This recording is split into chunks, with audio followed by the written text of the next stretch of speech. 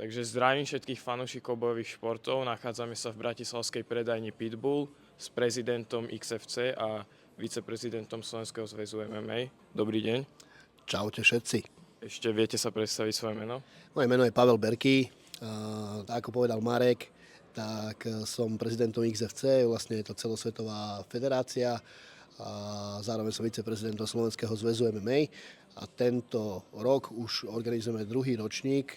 Vlastne pred 2 rokmi bol prvý majstrovstvá Európy organizácie XFC a tento rok máme druhý ročník. A kde sa to bude nachádzať? Vo Veľkom Krtíši. A Veľký Krtíš není veľký región, není to veľké mesto. Čo by to mohlo priniesť tomuto prostrediu regiónu? Tak nakoľko tam fungujem, tam mám aj klub vlastne Fighting Academy Veľký Krtíš.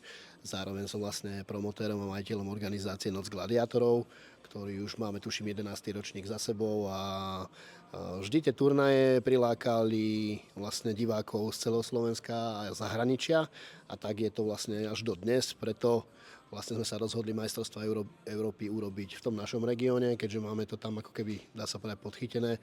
Je síce pravda, že keby nám prišlo nejakých 300-400 zápasníkov, tak s ubytovaním by bol problém, ale zhruba to bude asi rovnako ako naposledy, takže myslím si, že sme pripravení. A z akých rôznych krajín môžeme očakávať zápasníkov?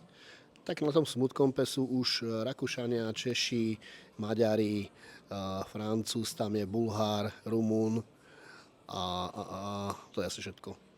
A čo by bol taký tvoj ideálny scenár, že by si po evente povedal, že všetko klaplo na jednotku? Že čo by sa muselo stať?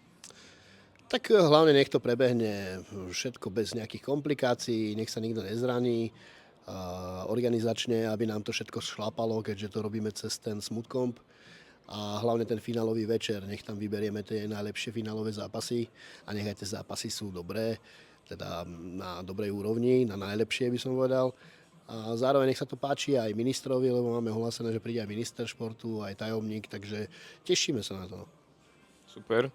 A ešte čo by si odkázal zápasníkom, ktorí tam pôjdu prvýkrát na takéto veľké podujatie, čo nie sú tak skúsení na takejto veľkej súťaži? No, odkázal by som toľko, že registrácia bude otvorená ešte nejaký týždeň. Máme pred sebou ligové kolo 60 v Trenčíne, tak tam to trošku ešte zamiešalo karty, že všetci najskôr odzápasia na tom ligovom kole, že ja predpokladám po tom ligovom kole ešte nejakých 30 zápasníkov sa registruje. Máme tam prvýkrát v histórii grappling v Krietke, čo je akože myslím si, že jedinečný projekt. Zatiaľ sa toho nejak ľudia nechytajú, registrovaní nejakí zápasníci tam sú. A akurát možno organizačne by som povedal, že asi budeme posúvať tie termíny, takže nech sledujú Smutkom, nech sledujú naše sociálne siete. A malo to byť, že 21 bude grappling, 21 štvrtý, ale bude asi pravdepodobne 22. Keďže tam bude málo zápasov, je zbytočne zaberať jeden celý deň kvôli pár zápasom grapplingu. Znížili sme tam cenu na 35 € štartovné, takže tak týmto vlastne oslovujem všetkých zápasníkov, že máte možnosť vlastne si zazápasiť BJJ pod ADCC pravidlami. Máme tam aj rozhodcov z organizácie ADCC Slovensko, čiže všetko by malo prebiehať korektne, takže všetkým odporúčam, registrujte sa. Super, a vlastne v minulom ročníku ste nemali grappling. Je toto jediná zmena, alebo ešte čo ste zmenili oproti minulému ročníku?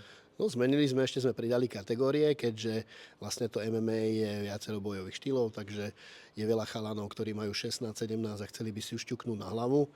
Tak dali sme tam ešte aj túto možnosť, že box v malých rukaviciach, tréningových bambuliach v klietke a K1 v malých rukaviciach, tiež s chráničami na nohách.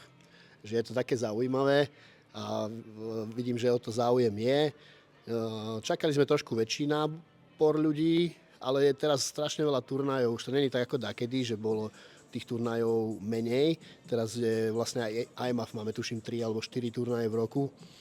Takže možno, že to je aj kvôli tomu, ale akože, ak to bude tak ako naposledy, čo sa týka počtu, tak budeme spokojní. Super, ďakujem. Môžem sa ťa ešte opýtať, že vďaka akým partnerom je toto možné, tento event proste? Tak najvýznamnejší náš partner, generálny partner Typos, čo sme strašne radi, samozrejme, že je to dlhoročná práca, tuším aj 10 ročia, že sa nám podarilo zaujať takého veľkého partnera, za čo sme veľmi vďační. a zároveň máme partnera aj Pitbull, ktorý nám spraví oblečenie pre zápasníkov finálového večera, to je piatok. Takže aj to ďakujeme. Super, ďakujeme.